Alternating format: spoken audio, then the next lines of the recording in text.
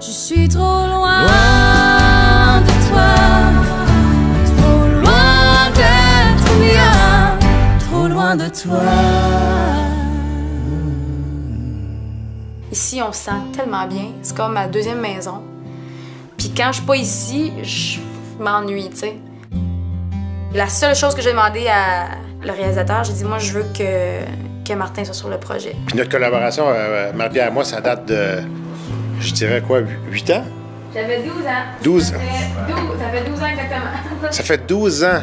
C'est le premier album que Marie-Pierre s'est mis à écrire des chansons, à composer puis écrire avec nous autres. Donc, c'est merveilleux. Donc, ça a formé sur 3-4 mois.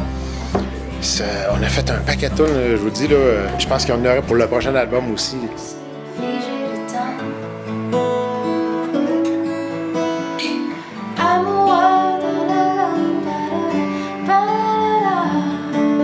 J'ai joué presque juste avec Martin. Fait que pour moi, il me joue exactement ce que je veux qu'il me joue.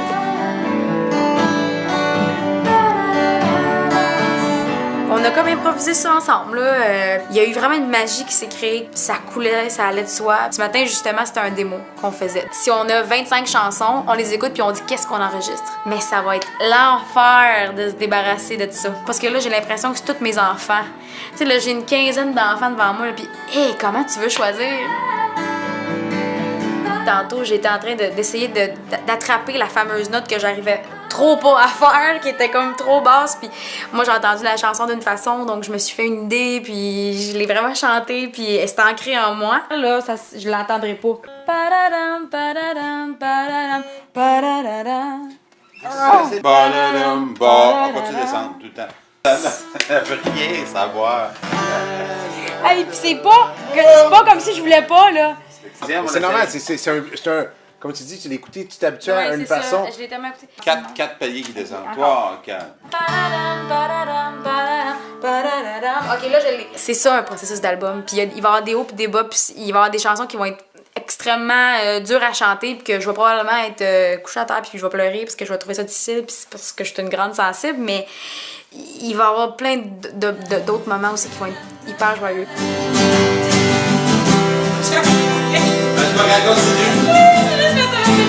C'était vraiment drôle. Je m'en vais d'abord, puis là, je sais pas si je m'en vais. Je m'en vais, puis les deux sont même.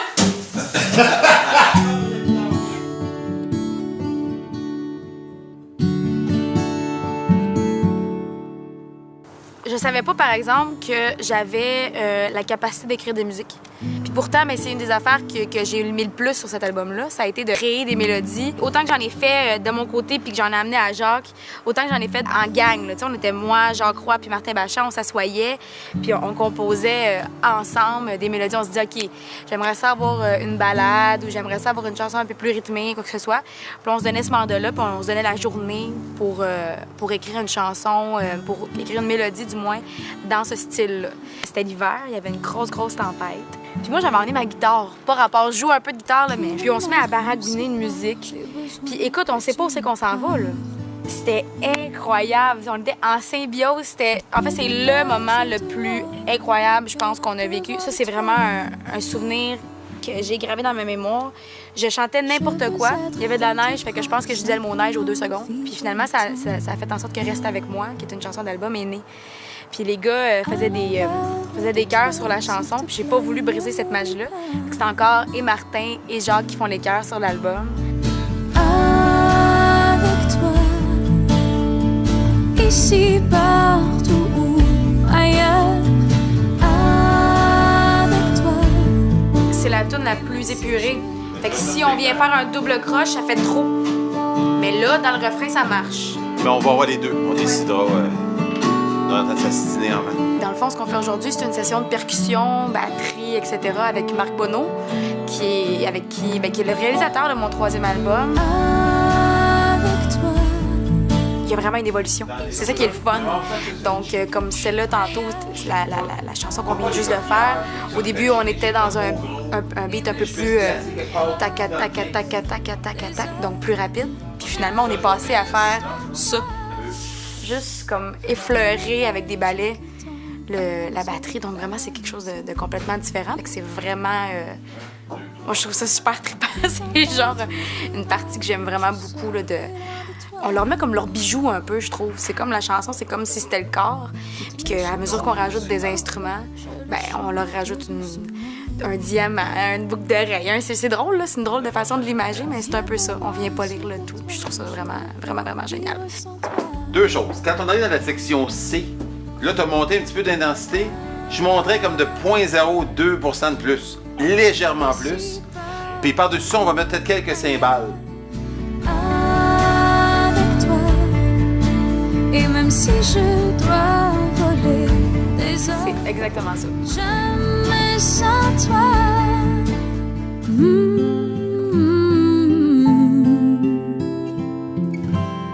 Si j'avais su tout ce mal, j'aurais voulu parler avec toi. Si j'avais su. Si j'avais su parle d'amitié, si on écoute bien les paroles, en fait, c'est une chanson qui peut aussi avoir l'air d'une histoire de rupture. Mais il y a une phrase qui spécifie bien que si j'avais su que les filles ne restent jamais, je serais partie bien avant toi. Je trouve que l'amitié, c'est aussi pire que l'amour quand vient le temps de se séparer ou de se quitter. D'où le pourquoi, justement, si j'avais su, peut sembler être une histoire de rupture. J'ai vécu certaines amitiés, certaines ruptures amicales aussi difficiles, sinon plus, que des ruptures amoureuses. On a fait comme peut-être 3 ou 4 versions de tout ça. Puis à chaque fois que je l'écoutais, je pleurais. Je partais à pleurer au refrain, là, mais pleurer là, tellement fort. Là. Vraiment là, comme si Raymond venait de me laisser, là, tu sais.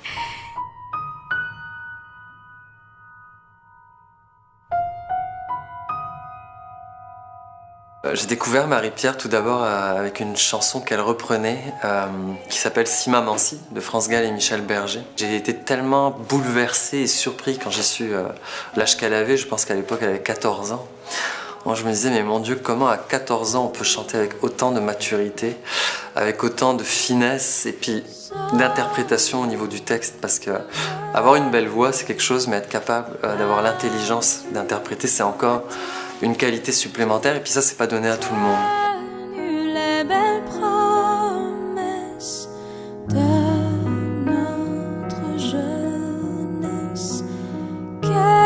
Mon beau bébé Charlie, ici. Donc, et voilà, c'est Charlie. Donc c'est ça. Donc Charlie est aveugle et c'était une chanson qui, à la base, me faisait beaucoup penser au deuil parce que quand Charlie est tombé aveugle, j'ai vraiment eu peur de le perdre. J'ai beaucoup de la difficulté avec le deuil. C'est quelque chose qui est très, très difficile pour moi. Donc, je pense que c'est difficile pour tout le monde, mais moi, j'ai vraiment particulièrement une difficulté à l'accepter, à passer à autre chose et tout ça. Et pour moi, c'était inenvisageable de perdre mon chien. Mais 3 ans plus tard, Charlie a survécu et il est gâté pourri encore. Et mon petit bébé. Et bref, cette mélodie-là est venue et Frédéric a su mettre en mots ma grande peur du deuil sur cette musique-là qui me touche énormément. Il faut que j'apprenne. Je pense vraiment que c'est une vieille âme, donc c'est ce qui me permet, quand j'écris pour elle, de ne pas avoir de limites que je pourrais avoir avec d'autres artistes. Une terre à renier, déçue des grands projets qui ne viennent jamais. C'est le moment tendresse du making-of. Trop loin d'être bien, trop loin de toi.